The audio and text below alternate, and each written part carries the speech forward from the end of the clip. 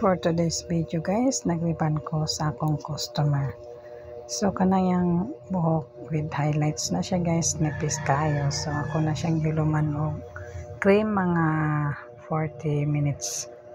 Magani kabot og 40 minutes guys, kinipis na kayang buhok guys. So mana na guys, ako na yung gikuan, akong plancha nga dili kayo siya init o dili kayo siya hagod.